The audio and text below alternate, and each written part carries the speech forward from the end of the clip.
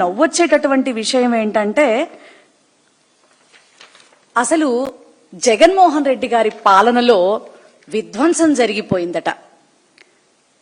ఎంత బాగా చెప్తారంటే ఆనాడు 5 ఏళ్లలో జగన్మోహన్ రెడ్డి గారు 3,30,000 కోట్ల రూపాయలు అప్పు చేస్తే 5 ఏళ్లకి మీరు 2 ఏళ్లలో చేసిందే కాక ప్రజలకి ఏ ఒక్క పథకం కూడా ఇవ్వలేదు.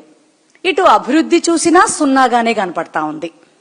అటు పథకాల రూపంలో మరి ప్రతి ఒక్కళ్ళకి డీబీటీ నాన్ డీబీటీస్ రూపంలో 2,70,000 కోట్ల రూపాయలు అక్షరాల మహిళలకి అందించినటువంటి ప్రభుత్వం ఏదైనా ఉందంటే అది సగర్వంగా చెప్తా ఉన్నాను, మా జగన్మోహన్ రెడ్డి గారు నడిపినటువంటి ప్రభుత్వ హయాం మాత్రమే. నిజంగా చిన్నవాడైనా మీరు జగన్మోహన్ రెడ్డి గారిని చూసి చాలా నేర్చుకోవలసినటువంటి పరిస్థితి. 40 ఏళ్ల ఇండస్ట్రీ అని డప్పు కొట్టుకుంటే సరిపోదు చంద్రబాబు నాయుడు గారు.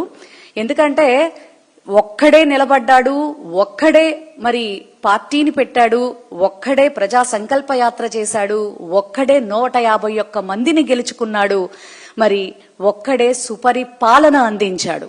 మరి అటువంటి వ్యక్తిని కొట్టాలంటే మీకు ఒక్క మాట చెప్తా ఉన్నా, మరొక జగన్ ఆపోజిట్ లో ఉంటేనే మా జగన్మోహన్ రెడ్డి గారిని కొట్టగలిగేటటువంటి పరిస్థితి ఉంటుంది తప్ప నీలాంటి వాళ్ళకి ఏ మాత్రం కూడా జగన్మోహన్ రెడ్డి గారిని తాకే సాహసం కూడా మీరు చెయ్యలేరని తెలియజేస్తా ఉన్నా. ఎందుకంటే నీవన్నీ పచ్చబద్ధాలు మోసాలైతే మా నాయకుడిది నీతి నిజాయితీ అని చాలా గర్వంగా చెప్తా ఉన్నా.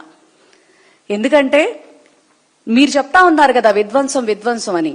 మరి జగన్మోహన్ రెడ్డి గారు ఆసరా ద్వారా 25,571 కోట్లు ఇచ్చాడు. చేయూత ద్వారా 19,129 కోట్లు ఇవ్వటం జరిగింది.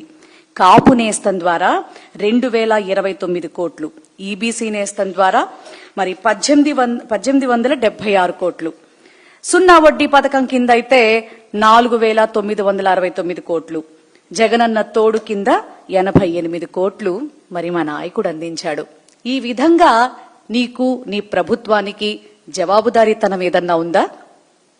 మేము మిమ్మల్ని ఈ రోజున ప్రశ్నిస్తా ఉన్నాం. సమాధానం చెప్పే దమ్ము ధైర్యం ముఖ్యమంత్రిగా నీకు నీ యొక్క బృందానికి ఉందా అని చెప్పని మేము అడుగుతా ఉన్నాం. నీ దగ్గర ఉన్నటువంటి కేబినెట్ లో ఏ ఒక్క మంత్రికి కూడా వాళ్ళ శాఖ మీద తప్ప మిగతా శాఖలన్నిటిల్లో వేళ్లు పెడుతూ మరి ఎంత చక్కగా మీడియాల ముందుకొచ్చి డప్పులు కొడతారంటే ఆంధ్ర రాష్ట్ర ప్రజలు నవ్విపోతున్నారన్నటువంటి విషయం కూడా నీకు అర్థం కాకపోతా ఉంటే నిజంగా చేయగలిగింది ఏమీ లేదు చంద్రబాబు నాయుడు గారు.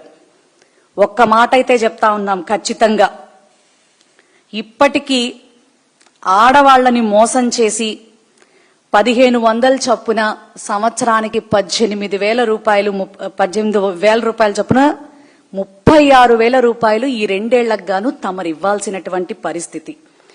50 ఏళ్లు దాటినటువంటి బీసీఎస్సీ మైనారిటీలకి 4,000 పెన్షన్ ఇస్తానని చెప్పని ఇవ్వకుండా దాటవేస్తే వాళ్ళకి ఇవ్వాల్సింది 96,000 ఒక్కొక్కళ్ళకి. మరి ఈ రకంగా ప్రతి ఒక్కళ్ళని కూడా మోసం చేస్తూ ఉన్నావు. మరి ఇంకొకటి కూడా ఇందులో చెప్పాల్సింది ఏంటంటే ప్రత్యేకంగా మరి ఉచిత బస్సు అయితే మాత్రం చాలా తుస్సనే అనైతే మాత్రం ఖచ్చితంగా చెప్పచ్చు. ఎందుకంటే ఈ రోజున 16 సర్వీసులుంటే కేవలం 5 సర్వీసులు ఇచ్చి చేతులెత్తేసింది కాకుండా ఇప్పుడు ప్రైవేటీకరణ అనేటటువంటి పరిస్థితిని తీసుకొచ్చావు.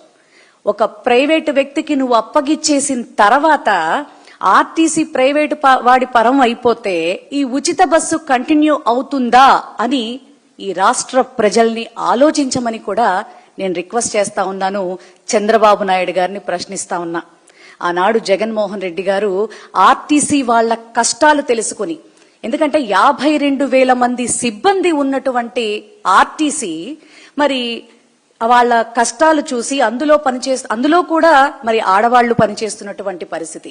ఇటు సిబ్బంది పరంగా నువ్వు ఆడవారికి ఇబ్బందులు కలిగిస్తున్నావు, అటు పథకం అమలు లేకుండా మరి సరిగ్గా ఇటు రాష్ట్ర ప్రజల్ని కూడా నువ్వు ఇబ్బంది పెడతా ఉంటే వైఎస్ఆర్ కాంగ్రెస్ పార్టీ చూస్తూ ఊరుకుంటుందని మాత్రం అనుకోకండి చంద్రబాబు నాయుడు గారు. అందుకనే మా నాయకుడు మరి నువ్వు వెన్నుపోటుకి బ్రాండ్ అంబాసిడర్వి కాబట్టి, నీది వెన్నుపోటు పార్టీ కాబట్టి, మరి 2 ఏళ్లకి నువ్వు చేసినటువంటి దగాకి మోసానికి మరి గుర్తుగా మరి రాష్ట్ర వ్యాప్తంగా నిన్న పెద్ద ఎత్తున మరి ప్రజలందరితో కలిసి నిన్ను ప్రశ్నించటం జరిగింది. అందుకే నీకు వైఎస్ఆర్సీపీ అంటే అంత భయం అని చెప్పని కూడా మేము తెలియజేస్తా ఉన్నాం.